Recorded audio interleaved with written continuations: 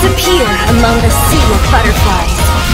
So during the Summer Game Fest, Honkai Star Rail showcased a trailer which showed off the PlayStation version, which is coming out during the 4th quarter, which is pretty much the last 3 months of the year for those of you who don't know. And since I've been playing the game non-stop since the beginning, I'm at Trailblazer 60 for those of you who are curious. I decided to take all the information of the things I've learned, the things I wish I'd done differently, and decide to make kind of like a starter pack for PlayStation players and even new players if you guys want to use this information down the road, and help you guys that way you can have like a boost for when it comes to console. So without further ado, let's go ahead and dive on in.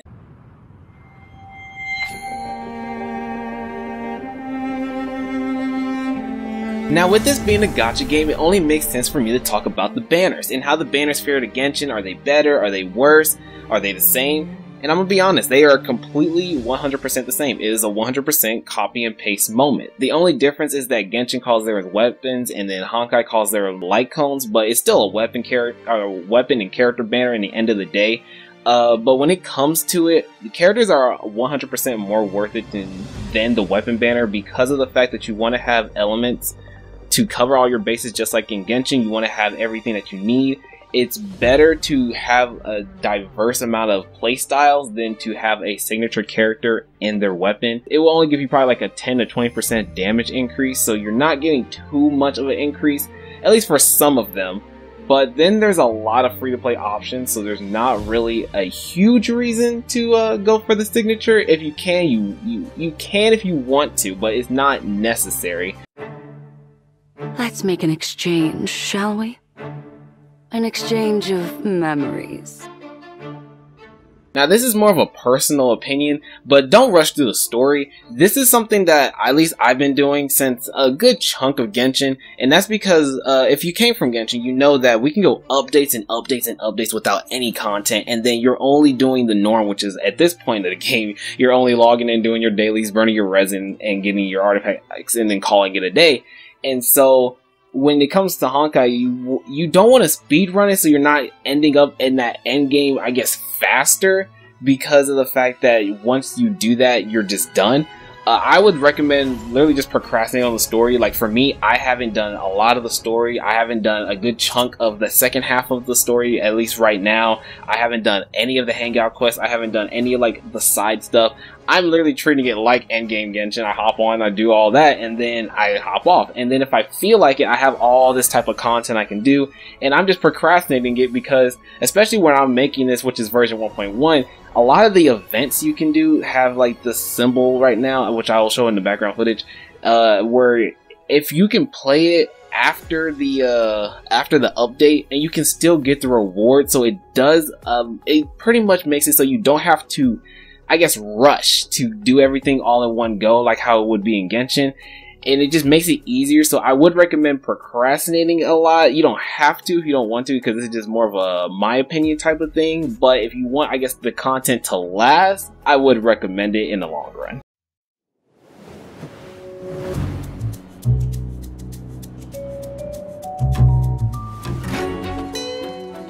Now the biggest thing that I highly recommend, no matter what, is use your support characters. The support characters are literally the best thing that Honkai has to offer, because of the fact that you can use characters you want to use outside of the norm, even if you don't own them, which is the biggest benefit to me, because of the fact that, like, we have the trials just like in Genshin, where you can try them in like the specific stuff that is pre-built. But then what you can do is you can use the support characters to try them out in harder contests. And let's say I'm gonna use Genuine for example, because he came out and I didn't go for him, but I did use him in the trial. I tried him in the trial and I was like, oh, he's pretty cool. But then I ended up using him as a support character in like the harder content, so like the weekly bosses and stuff like that, because the weekly bosses are pretty hard. And I used them, and he was actually doing really good damage, and I was like, huh, he's actually really good. I wouldn't mind going for him. The thing was, there's other characters I was looking for going, so it kind of like gives me a reason to see if I really want to go for them in the end of the day, or if I want to not go for them. So it kind of works as like a confirmation in a way, which is what I really like about the support characters. So I highly recommend using them. You can just use them for free. You just use them, see how they are. It'll be off of someone else's build, which is the only downside here. So you have to go off a level. So if you're using a character and they're like a level 80 and you're a level 20, then of course they're going to be destroying everything. But if they're like the same level, you'll see how they are in the same level type of field. So I do highly recommend it in terms of using support characters, because they can help you in terms of confirming things instead of having to try them out in the trial and then be like, I'll try my hand, see if they're good or not. Then you roll for them and then they're bad. Now, speaking of things that I recommend, I highly recommend certain characters over others, but there are certain characters I will admit are not ones I have tried personally, mainly because I either don't have the stuff to level them up, I haven't found anyone that's using them through the support characters for me to actually try them by the time this video is being made, and there's just certain ones I just haven't touched that much because I have their 5-star equivalent. So, for example, March 7th is one I highly recommend leveling up because she's a really good shielder, and outside of Japard, who is just the 5-star equivalent, she is actually really nasty in terms of shielding perfectly. I've seen people who had March be built really well to where she's shielding very fast. She's always up on field really fast, and so it's always like she's always available. And so I highly recommend her. I'm working on March at the moment, and she is doing really good.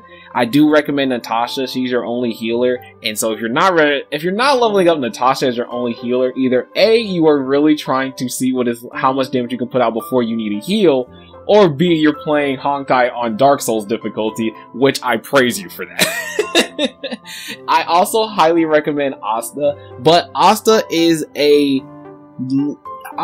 what I would call determining factors, because of the fact that I have Welt, and Welt is pretty much just Asta but better.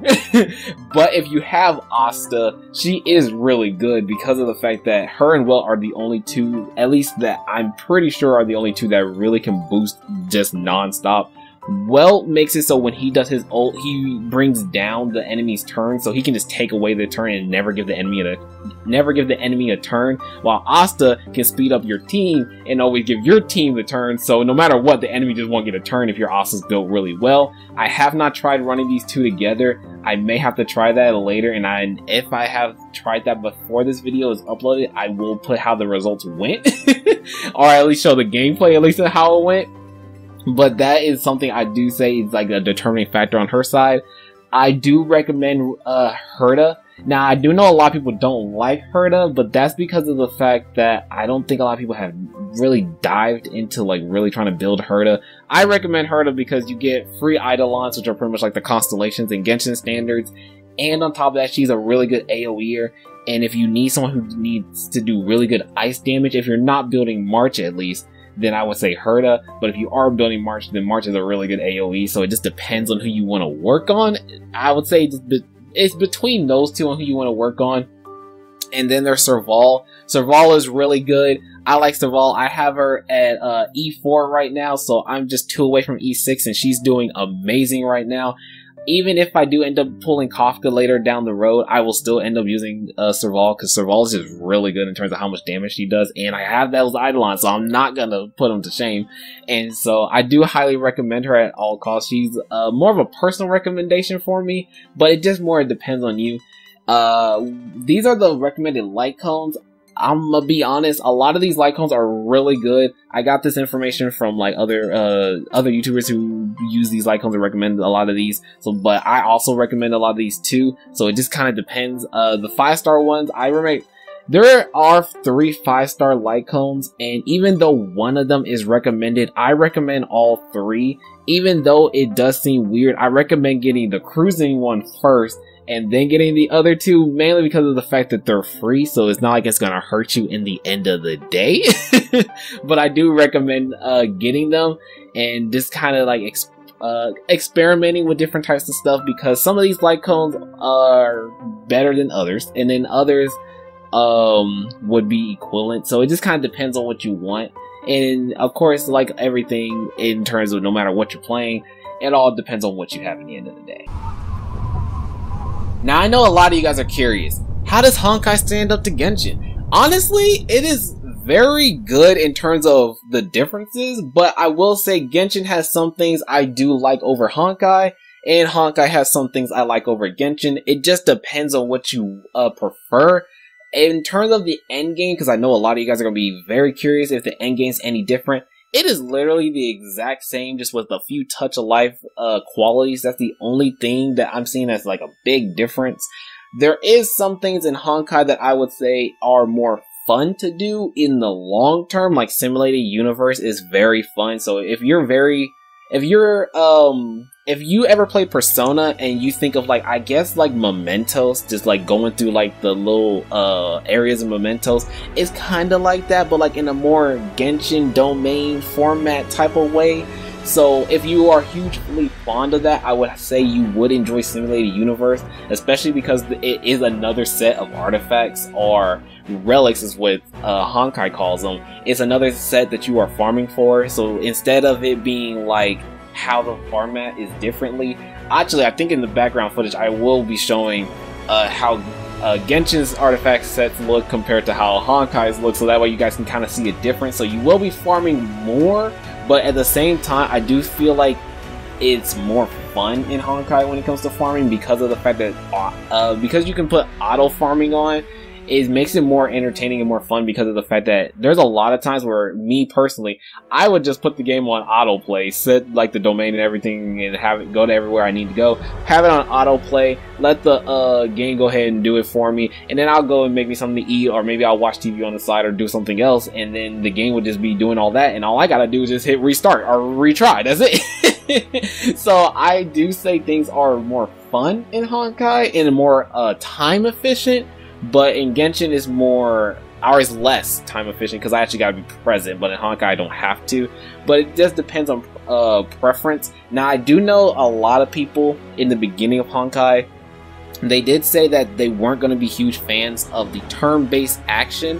And I'm gonna be honest, if you are looking at that and it's like a little bit of a turnoff in terms of trying it out, I do recommend trying it no matter what, because I have seen people who have tried it even though they said they weren't gonna like it, and ended up either loving the game, liking the game, or they just play it periodically, or they played it for like maybe the first month or two and then they just dipped. Or actually it's been like a month maybe, I'm not sure. But they played it for like a long time and then they dipped. And so I do recommend trying it first, just to see if you like it. If you don't, then it's fine, because of course, you know, gacha game and the gacha game, so like no matter what, they're gacha games. But it's very fun in the end of the day. I do enjoy playing Honkai, and personally I will be doing more content on it because I enjoy it more. It gives me more of a Persona vibe when I'm playing it, so I kind of like the feel. Especially with Genshin not having anything that's really driving me towards it right now, I'm enjoying it the most. But whenever it comes to console, that's when you'll be seeing me doing more like game footage, because right now I'm not even trying to risk it with my computer right now. So when it comes to that, that's how all that's going. But if you guys enjoyed the video, hit the video with a like if you enjoyed it. If you guys are trying Honkai out whenever it comes to console, or if you're just thinking about trying it after watching this video, let me know. And if you guys are playing Honkai, let me know what Trailblazer you are. I'm at 60. I'm pretty sure I said that earlier, but I'm not even sure. But that will pretty much be it for this video. My name is Elenix, and I will see you kings and queens